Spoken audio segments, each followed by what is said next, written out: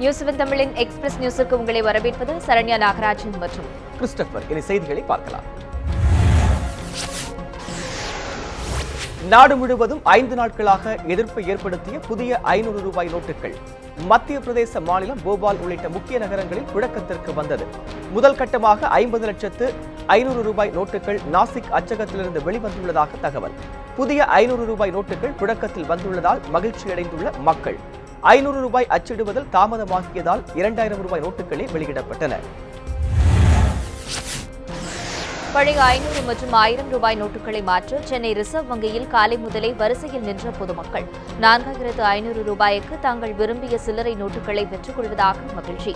எனினும் புதிய 500 ரூபாய் நோட்டுகள் வழங்கப்படவில்லை என்றும் வருத்தம். புதிய ரூபாய் நோட்டுகளை வாங்க ரிசர்வ் வங்கிக்கு படையெடுத்த வெளிநாட்டு சுற்றுலா பயணிகள். பழைய 500 மற்றும் 1000 ரூபாய் நோட்டுகளை பயன்படுத்துவதற்கான காலக்கெடு நீட்டிப்பு வரும் 24ஆம் தேதி வரை நீட்டித்து அறிவித்துள்ளது மத்திய அரசு. நேற்று நள்ளிரவோடு காலக்கெடு முடிந்த நிலையில் பிரதமர் தலைமையில் நடந்த கூட்டத்தில் முடிவு. அரசு மருத்துவமனைகள், மருந்தகங்கள், பெட்ரோல் நிலையங்களில் பழைய நோட்டுகளை மாற்றிக் கொள்ளலாம் என அறிவிப்பு. மறைந்த முன்னாள் பிரதமர் ஜவஹர்லால் நேருவின் பிறந்த நாள் தினம் டெல்லியில் உள்ள நேரு நினைவிடத்தில் குடியரசுத் தலைவர் பிரணாப் முகர்ஜி, குடியரசு துணைத் தலைவர் ஹமீத் அன்சாரி உள்ளிட்ட தலைவர்கள் மலர் தூவி மரியாதை. முன்னாள் பிரதமர் மன்மோகன் சிங், ராகுல் காந்தி உள்ளிட்டோரும் நேரு நினைவிடத்தில் மலர் தூவி மரியாதை. பணத்தட்டுப்பாட்டை தீர்க்க நாடு முழுவதும் மைக்ரோ ஏடிஎம்கள் மூலம் சேவையை விரைவுபடுத்த நடவடிக்கை. பொருளாதார விவகாரங்களுக்கான செயலாளர் சக்தி காந்ததாஸ் அறிவிப்பு. புதிய ரூபாய் நோட்டுகள் போதிய அளவு கையிருப்பில் உள்ளதால் அச்சமடைய தேவையில்லை என்றும் பேச்சு. புதிய ரூபாய் நோட்டுகளை வழங்க ஏடிஎம்கள் மையங்கள் ஒரு சில தினங்களில் தயாராகிவிடும் எனவும் தகவல். நடப்பு கணக்கு மூலம் வங்கிகளில் வாரந்தோறும் 50,000 ரூபாய் எடுத்துக்கொள்ள வணிகர்களுக்கு அனுமதி. நேரு பிறந்த தினத்தை முன்னிட்டு சென்னையில் அவரது சிலைக்கு மாலை அணிவித்த அமைச்சர்கள். கத்திப்பாரா அருகே உள்ள நேரு சிலைக்கு அமைச்சர்கள் ஜெயக்குமார், கடம்பூர் ராஜு, மாஃபா பாண்டியன், பெஞ்சமின் ஆகியோர் மலர் தூவி மரியாதை.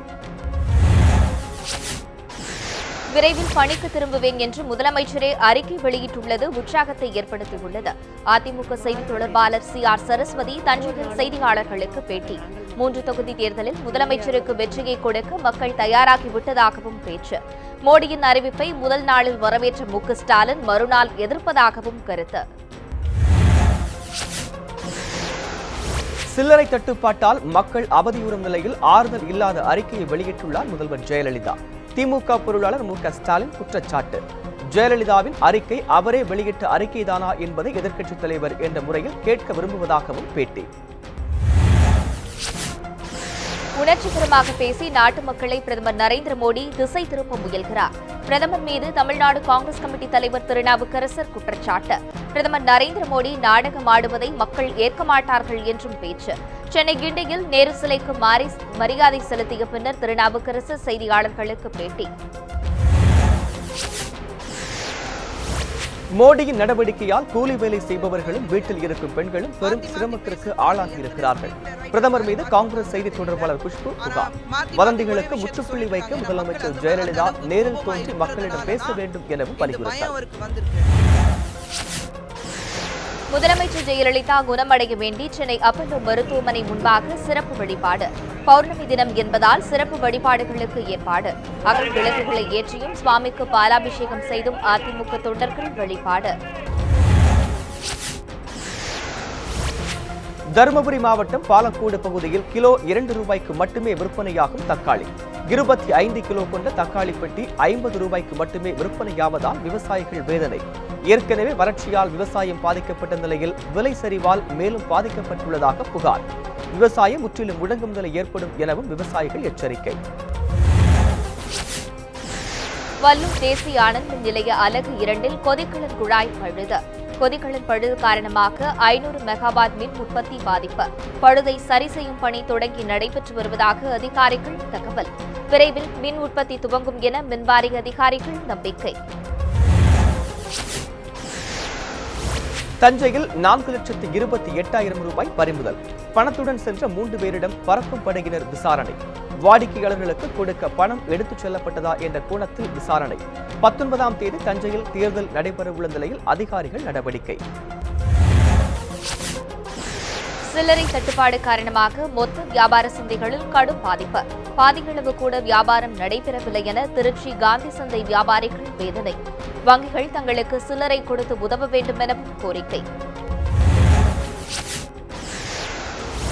பிரதமர் மோடி பதவி விலகக் கோரி கிருஷ்ணகிரியில் வரும் 16ஆம் தேதி ஆர்ப்பாட்டம். தமிழக விவசாயிகள் சங்க தலைவர் ராமகவுண்டர் செய்தியாளர்களிடம் அறிவிப்பு. பிரதமரின் அறிவிப்பால் கருப்பு பணம் எதுவும் பிடிபடாத நிலையில் ஏழை மக்களே பாதிக்கப்பட்டுள்ளதாக புகார். கண்டனம் தெரிவித்து 16ஆம் தேதி ஆட்சியர் அலுவலகம் முன்பு ஆர்ப்பாட்டம் நடத்தப் போவதாக எச்சரிக்கை. கருப்பு பணத்திற்கு எதிராக உறுதிமொழி ஏற்ற பள்ளி மாணவர்கள். சென்னை அருகே முகப்பேரில் பிரம்மாண்ட பதாகையை உருவாக்கி 2001 தனியார் பள்ளி மாணவர்கள் சாதனை.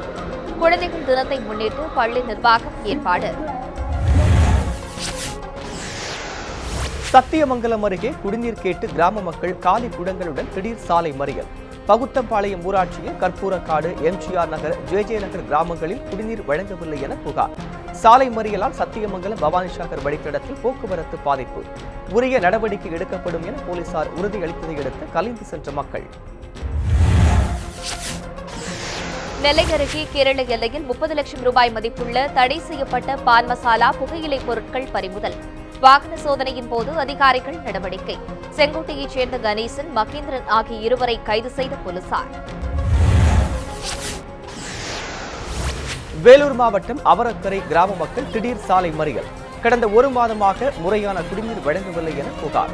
பொதுமக்களை சமாதானம் செய்த காவல் அதிகாரிகள். பொதுமக்களின் போராட்டத்தால் 1 மணி நேரத்திற்கு மேலாக போக்குவரத்து பாதிப்பு. கன்னியாகுமரி மாவட்டம் மேற்கு கடற்கரை பகுதியில் ஏற்பட்டுள்ள கடல் சீற்றம். கடல் சீற்றம் காரணமாக தேங்காய்பட்டினம் அரையான்தோப்பு கடற்கரை சாலை துண்டிப்பு. 5 கிலோமீட்டர் தூரம் வரை சுற்றி செல்லும் கிராம மக்கள் மற்றும் பள்ளி மாணவர்கள். சாலையை சீரமைக்கவில்லை என்றால் சாகும் வரை உண்ணாவிரதம் இருக்கப் போவதாக எச்சரிக்கை. ரூபாய் நோட்டு குறித்த அறிவிப்பால் தோவாளை பூச்சந்தையில் பல லட்சம் மதிப்பிலான பூக்கள் தேக்கம். வெளி மாநிலங்களில் இருந்து வரும் பூக்களுக்கு உரிய பணம் கொடுக்க முடியவில்லை என விவசாயிகள் வேதனை. 1000 ரூபாய்க்கு விற்பனை செய்யப்பட்ட பிச்சிப்பூ தற்போது 200 ரூபாய்க்கு மட்டுமே விற்பனையாவதாக வேதனை. பரபரப்பாக காணப்படும் தோவாளை பூச்சந்தை பொலிவிழந்து காணப்படுவதாகவும் வருத்தம். எல்லை தாண்டி மீன் பிடித்ததாக கூறி 12 தமிழக மீனவர்கள் கைது. லட்சத்தீவு அருகே மீனவர்களை கைது செய்த லட்சத்தீவு கடற்படை அதிகாரிகள். 15,000 ரூபாய் வரை அபராதம் செலுத்திய பிறகும் மீனவர்களை விடுவிக்கவில்லை என புகார். சிறைப்பிடிக்கப்பட்ட மீனவர்களை உடனே விடுவிக்க அதிகாரிகளுக்கு வலியுறுத்தல். நாகர்கோவிலில் காங்கிரஸ் அலுவலகத்தில் நேரு படத்திற்கு மலர் தூவி மரியாதை. நேரு பிறந்த தினத்தை ஒட்டி மரியாதை செலுத்திய காங்கிரசார். நிகழ்ச்சியில் காங்கிரஸ் நிர்வாகிகள், பெண்கள் உட்பட ஏராளமானோர் பங்கேற்பு. களக்காடு அருகே முன்விரோதம் காரணமாக மேள இசைக்கலைஞர் அடித்து கொலை செய்யப்பட்ட வழக்கு.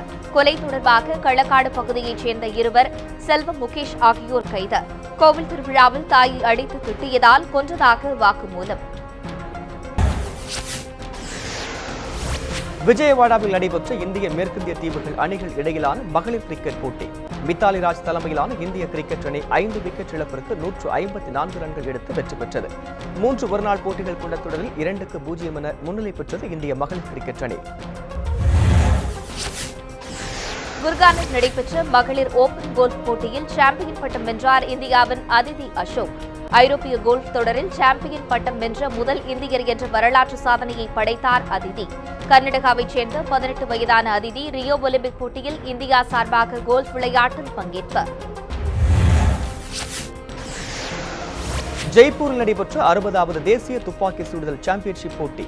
ராணுவ பிரிவில் பங்கேற்ற உத்தரப்பிரதேசத்தைச் சேர்ந்த ஷீமா தோமர் டிராப் பிரிவில் முதலிடம். சமீபத்தில் நடைபெற்ற ஏசியன் ஷாட்கன் சாம்பியன்ஷிப் போட்டியில் வெள்ளியும், உலகக்கோப்பை போட்டியில் 5வது இடமும் பிடித்தார் சீமா தோமர். ஹைதராபாத்தில் நடைபெற்ற சீஃப் ஜஸ்டிஸ் கோப்பைக்கான குதிரை பந்தயம். 3 வயதான சி ஃபேரி என்ற குதிரை முதலிடம் பிடித்தது. சி ஃபேரியை வழிநடத்திய குதிரை பந்தய வீரர் சுராஜ் நரேந்திரா சீஃப் ஜஸ்டிஸ் கோப்பையை கைப்பற்றி சாதனை.